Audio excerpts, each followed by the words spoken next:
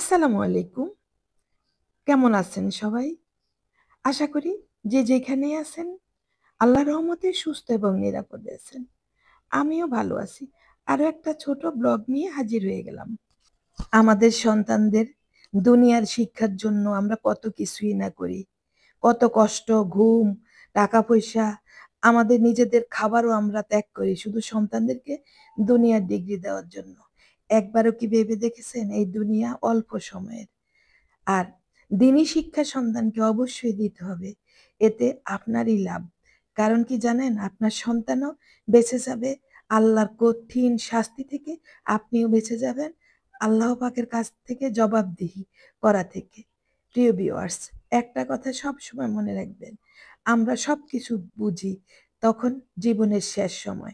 আমাদের কিছুই করার থাকে না। তাই এই দুনিয়ার অল্প সময়ের জন্য আখেরাতের অনন্ত অসীমকালের সময়টাকে যেন আমরা ধ্বংস করে না দেই। ভাবছেন কেন বলছি এই কথাগুলো? আসলে প্রত্যেকটা মানুষের ভিতরে একটা চাপা কষ্ট আছে, যেটা কাউকে বলতে পারে না। যখন সন্তানকে আমরা দিনী শিক্ষা দিব, তখন অবশ্যই আমার সন্তান আমার জন্য সবসময় এক পায়ে দাঁড়ানো থাকবে। কারণ দিনী শিক্ষার ভিতরে আছে সবকিছু, দুনিয়ার শিক্ষার ভিতরে নাই। দুনিয়ার শিক্ষাতে দুনিয়া হাসিল, দিনী শিক্ষাতে দুনিয়া এবং আখেরাত হাসিল। তাই সবসময় সন্তানদেরকে দিনী শিক্ষা দেওয়ার চেষ্টা করবেন। এই যে নতুন বছর আসছে, সবাই ব্যস্ত কোন স্কুলে ভর্তি করাবো, কোন স্কুলটা ভালো, রেজাল্ট কেমন হয়, এইসব নিয়ে কখনো কি ভেবে দেখেছেন? কোরআন বাচ্চাকে আমি কিভাবে শিখাবো? কিভাবে কোরআন শিখলে আমার সন্তান দুনিয়া এবং আখেরাতে লাভবান হবে? এই দিনী শিক্ষা আমার সন্তানকে দুনিয়াতেও দামি বানাবে, আখেরাতেও দামি বানাবে। প্রিয় ভিউয়ার্স, আমরা সবাই ভুলে গিয়েছি। আমরা যেখান থেকে এসেছি সেখানে আমাদেরকে চলে যেতে হবে। আর এখানে আল্লাহ পাক আমাদেরকে পাঠিয়েছেন কেন জানেন? আমাদের শেষ ঠিকানার সামানা জোগানের জন্য। যে আমরা শেষ ঠিকানা যেখানে আমরা অনন্ত অসীমকাল থাকবো, সেখানার জন্য সঞ্চয় করতে এসেছি। কিন্তু আমরা ভুলে গিয়েছি। আমরা এখানে বসেই সঞ্চয় করি আর এখানে বসেই খেয়ে শেষ করে ফেলতেছি। তাই হাজার ব্যস্ততা সবকিছুর মাঝে নিজের জন্য কিছু করুন, নিজের জন্য কিছু ভাবুন। আজকালকার সন্তানদেরকে আমরা দিনী শিক্ষা না দিয়ে দুনিয়ার শিক্ষা দিচ্ছি। আর তাই সন্তানরা ভুলে যাচ্ছে মা-বাবাকে, ভুলে যাচ্ছে তার সৃষ্টিকর্তাকে, ভুলে গিয়েছে তাকে আবার ফিরে যেতে হবে যেখান থেকে এসেছে সেখানে। ভুলে গিয়েছে প্রতিটা মুহূর্তের হিসাব দিতে হবে সৃষ্টিকর্তার কাছে। কারণ সৃষ্টিকর্তা আমাদেরকে সৃষ্টি করেছেন, আমাদের প্রত্যেকটা সময়কে মূল্যবান করে দিয়েছেন আমাদের কাছে।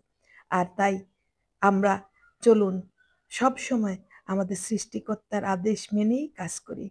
সৃষ্টিকর্তার দেখানো পথেই চলি। নতুন বছরের আগাম শুভেচ্ছা আপনাদের সবাইকে।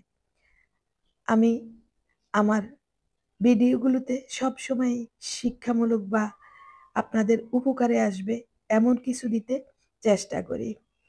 অবশ্যই রেসিপি দেই। আর এই রেসিপি জানারও দরকার আছে। কারণ অনেক মা-বোনে আছে রেসিপি ভালোভাবে করতে পারে না।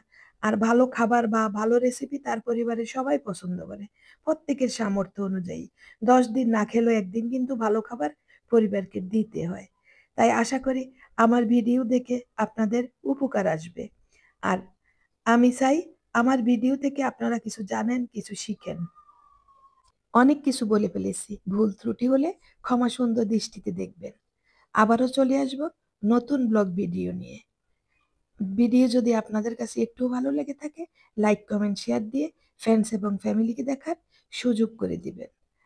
আর ভিডিওর কোন অংশটা আপনাদের কাছে বেশি ভালো লেগেছে, ছোট্ট একটা কমেন্ট করে বলে যেতে পারেন। আমি আপনাদের ভালোবাসা নিয়ে কাজ করতে চাই, আপনাদের ভালোবাসা নিয়ে বিদায় নিতে চাই। আল্লাহ হাফেজ।